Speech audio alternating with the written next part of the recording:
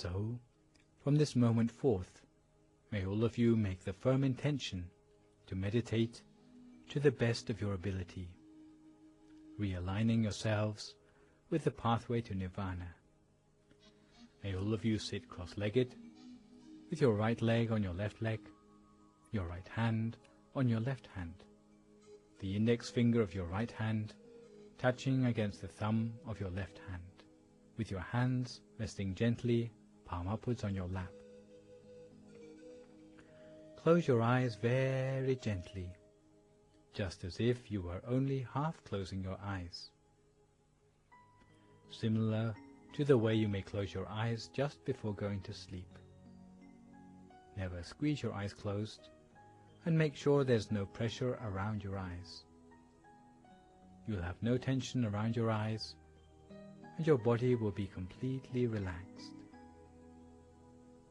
And fill your mind with happiness and joy, so that your mind feels refreshed and pure, clear and bright, free of any sort of worries whatsoever.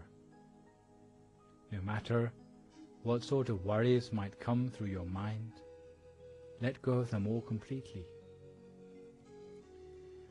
Forget about all the things of the world, allowing your mind to be completely still, and imagine that inside your body is free of any organs or tissues, any muscles or bones, as if inside your body is just an empty space, just like a hollow cavity inside yourself, rather like a crystal tube or a diamond tube. Today, as we meditate, we take the opportunity to revise some points of technique in meditation, which will be particularly useful for anyone who feels that they are being held back in meditation by insufficient understanding. We have all been doing the 10 items of homework mentioned in the Dream Kindergarten every day, practicing regularly. We have already started to understand the most efficient way to bring the mind to the center of our bodies. With experience, even just thinking about the center of the body, you'll find that your mind is already there at that point, 2 finger breadths above the navel. If you are adept, you will find that your mind can go straight through the center of the body. However, for those of you who have not progressed this far, you have to start off by resting your mind at the point which for you feels like the point of greatest contentment, without worrying too much about the precise position of the center of the body. Put your mind at the point which feels most comfortable and easy for you, and you will find that the happiness from meditation will gradually become apparent to you. You will start to feel that the solidity of your body is melting away into the atmosphere around you, starting to become more hollow and empty inside, as if you feel spaciousness, or as if you were alone in empty space. Some people will feel as if their body has disappeared altogether, as if all that's left is the feeling of your awareness. Some people don't know what to do next when they reach this point in their meditation, where their body seems to have disappeared. But the thing which one ought to do is just to rest our mind at whatever point feels the most comfortable for us, starting off with our mind there. Once our mind comes fully into equilibrium, you will start to realize that the mind is automatically realigning itself with the real center of the body. Some people may find it useful to imagine a bright, clear object about the size of a pinpoint, or like a star in the sky, as if one is appearing at the point where the mind has come to a standstill. We should keep such an image in the mind, gazing at it continuously and softly, but never attempting to stare, almost as if you are looking at it out of the corner of your eye, almost unintentionally. If we can observe it in the proper way, without using too little or too much effort, in doing so, before long we will be able to perceive something, However, if we use too much force, it will disappear. If we use too little effort, allowing ourselves to become distracted, then we will find that the object would disappear. So either way, too much effort or too little, it will disappear. And finding the optimum effort by which we can see the object the whole of the time. This is the real skill which we have to build up in our meditation. This is what we have to work on. What we have to do is simply to allow our mind to remain at a standstill without letting any questions come up in our mind, no doubts, as if we were just an inanimate piece of putty which was unable to think, like an object which has never had any thought of its own before. If this is how you start to feel about yourself, then this is the proper approach to the meditation. If you are unable to think anymore, this will stand you in good stead, all the way from the beginning of meditation to the more advanced stages. Because education through meditation is beyond the realm of conceptual thinking. It is knowledge that arises when the mind is free of thought. It is pure, bright knowledge. We learn merely by what we see, acquiring the knowledge directly. It is rather different from the modes of learning we are used to. We have to study and memorize, read and write to increase your knowledge. The sort of knowledge we are talking about is a knowledge which comes independent of thought. It can arise only in a mind which is free of thought, a mind that is at a standstill. In Buddhism, such knowledge is called Pavana Mayapanya, the wisdom arising from a still mind. It is practiced until it gives rise to inner brightness in the mind, and through the brightness we are able to see more than before, and by seeing more than before we learn new things about the reality of life and the world. This process is the opposite to our habitual methods of learning new things in the world. It allows us access to knowledge from inside. However, if we try to apply the external methods of education to our meditation, it will be more of a hindrance than a help. So please remember these words well. All we require in our meditation is merely to bring our mind to a standstill. In fact, you can bring your mind to a standstill anywhere at all in the beginning. Only when your mind is subtle and pliable will it be ready to make its way to the center of the body. A mind that is properly adapted will have the feeling of being alive and awake inside. It will have a feeling that is completely different from feelings encountered during the mundane run of events in our life. It will be as if something wonderful is stirring within us, with a quality completely different from our external feeling. Therefore, bringing the mind inside to the seventh base of the mind takes only a very gentle attention. Like an intention, on the off chance it will bring our mind to the center of the body. Once our mind comes to a standstill, at this point of stillness in our center, it will remain still from that time onwards, gently, in stillness, at the center of the body.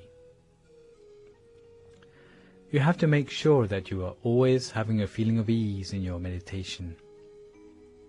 If you ever feel that you are putting up a struggle in your meditation or trying to force it, then that is not the proper method at all. This applies both to body and to mind. If you find a feeling of tension inside, you need to relax yourself further, particularly your nervous system and your muscles, before you continue with your meditation. Once your body is relaxed, your mind will relax as well. Your body will be completely relaxed and still.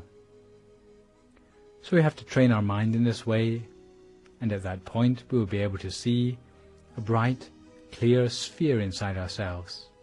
Even with our eyes closed, it will not be dark inside for us anymore. We will be able to maintain our mind internally, stopping it from wandering anywhere else easily, the whole of the time. Maintaining the mind in equilibrium at the center of the body, we will find that there is a feeling of expansion inside. With such a feeling of expansion, we will have a sense that we are being drawn inwards, as if we are being attracted through into a new dimension by a giant magnet deep inside us. At this point, some meditators may respond to the new experience with surprise or even fright, because it's something they have never encountered before. However, we must just comply with whatever is the nature of our mind. We have to just let such experiences be, rather than struggling against them or even reacting to them. We must remain impartial to the inner experience, allowing it to follow through by itself. We will see that the study of inner knowledge like this is all the outcome of placing our mind by the proper method at the center of the body. If you can do this before long, we will be able to manage the proper method wherever we are. But in the beginning, it is important that we have the confidence in our own ability to meditate. We have to believe that we are going to be able to make progress in our meditation. We have to believe that it's merely a question of having a proper understanding of the method. Thus, all it takes is to study the method properly, and you'll be able to make progress. Don't go doubting your potential to make progress in meditation. Some people tend to dwell on the bad deeds they've done in the past, thinking that they are at a disadvantage in meditation because of them. Others think they've had a clouded mind for the best part of their life, and it's going to be impossible to teach an old dog new tricks. Such thinking is not worthy of DMC viewers. If we lack confidence in ourselves, we can't expect to make a success of anything. The fact that even with our eyes shut, we can spoon food into our mouths or point directly to the tip of our nose should dispel any doubts we have about bringing the mind to the center of the body, because after all, we already know everything about the meditation technique you need to know. All the know-how necessary to achieve success in meditation has already been put at your disposal. Nothing has been kept back. You have to train yourself and devote yourself passionately to the practice of meditation in every spare moment you have, because this is the knowledge that is the most important knowledge in life. Even though you might have got yourself a doctorate degree, it can only ever help you to earn your living more easily, or to win acceptance in the eyes of society, to bolster your reputation. But once you come to the point where you're on your deathbed, even the best of academic knowledge will not help you to get a better place in your afterlife. But the things we're studying here, to do with the stillness of the mind, these are the things which are the most important of all. They are the real knowledge of life, and we must give this knowledge due importance. You can train yourself in meditation any time and any place, when taking a wash, washing up, sweeping the garden or mopping the floor. You can train yourself to keep your mind at the center of the body the whole of the time, whether standing, walking, sitting or lying down. Even when paying a visit to the restroom, you can train yourself in meditation while sitting there. You already know all the principles of maintaining subtlety of mind, maintaining mindfulness and self-possession hand in hand, regularly and consistently. You can imagine a visual object at your center if you wish, or you can simply rest your mind at the center while observing whatever arises there spontaneously.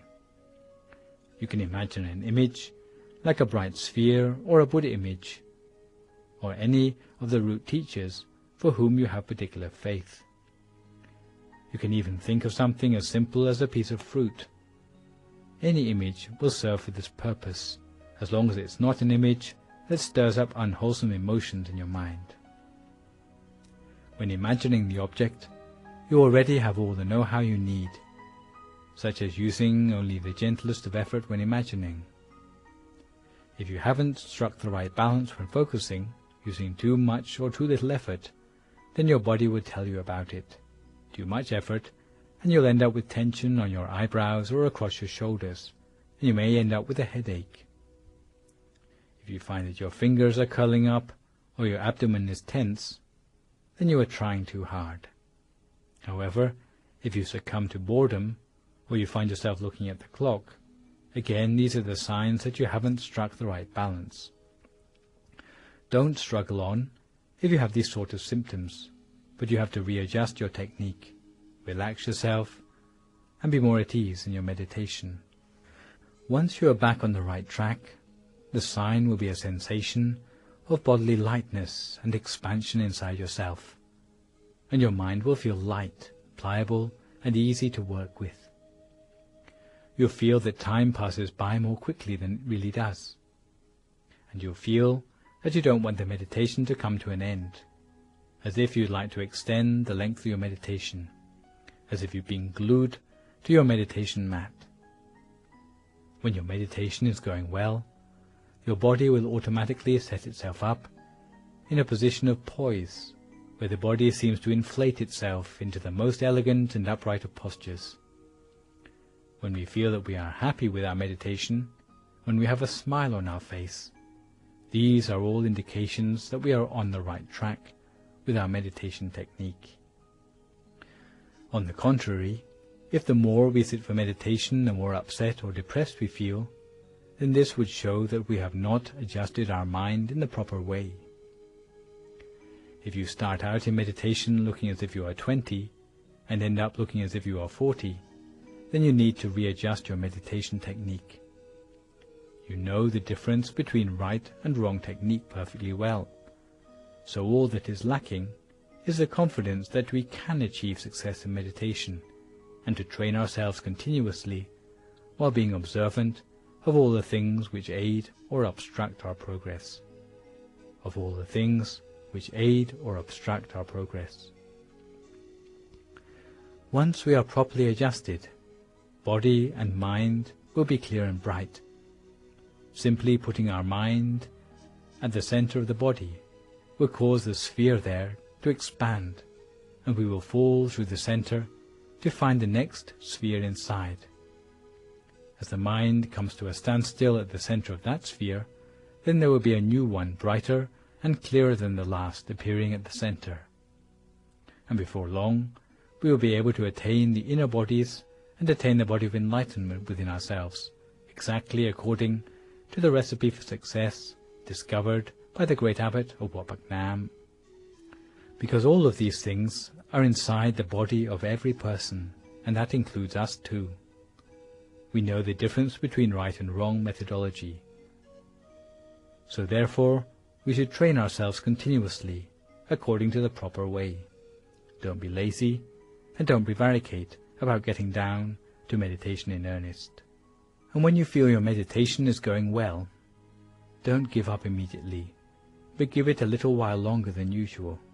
Don't go thinking, today I've had a good meditation, but I'm in a rush to go to bed. I guess I'll be able to sit for meditation even better tomorrow. Never think like that, because the opportunity for meditation to go well happens only very rarely. All the effort we have invested in our meditation is made worthwhile by the days when our meditation goes well, so don't waste it. Don't go worrying about missing out on your beauty sleep, because we've already spent a third of our lives asleep. One night of missed sleep won't harm you. So give due importance to the meditation. If your meditation is going well, you should continue with it. Your body will indicate by itself when it needs rest, and that will be the right time to sleep. You ought to go to bed because your body needs it, not because your mind is worried about the lack of sleep, or looking exhausted at work, or not being able to think through decisions clearly in the morning. Don't harbor such lazy temptations in your mind, because the opportunity of your mind to come into equilibrium is rarer in anyone's lifetime than winning first prize on the lottery. So if you find your meditation is going well, then know it's useful to continue for meditation longer than usual, and this will help you to go much further, because the results of making even a one-time breakthrough in your meditation will stay with you for the rest of your life. However, if you give up your meditation just as it's going well, even though you come back to the meditation at a later time, it may mean that you will never get those good experiences back again. It may take us many more years to get back to the same point in our meditation again. So we should cherish our meditation experiences, and rather than remembering the experience which we had on a particular day, we should try to remember the methodology we used to reach the experience on that day. Because there's a temptation to remember just the experiences while forgetting how we got there. So take care to remember all the advice and know-how mentioned today, because one day it will allow you to attain the triple gem inside yourself, and you will literally be able to have the triple gem as your refuge all your life, with happiness from the moment you attain it, leading you to the fortunate realms after your death, allowing you to study about the reality of life and the world. And when you come to do meritorious deeds, even though the amount of the meritorious deeds may be small, the amount of merit we gain will be large. It will allow our mind to be radiant the whole of the time. There are countless things which we can attain if we reach the triple gem inside ourselves. So anyone who is sleepy, fatigued or tense in their meditation should allow themselves to fall asleep at the center as they sit, and continue with the meditation when they wake up. Anyone who has aches and pains should change posture. If your stream of thoughts is never ending, open your eyes and close them again. May all of you be fulfilled in your wish to attain the triple gem inside yourself. Now, each their own meditation for a few more moments in silence until we come to the appropriate time.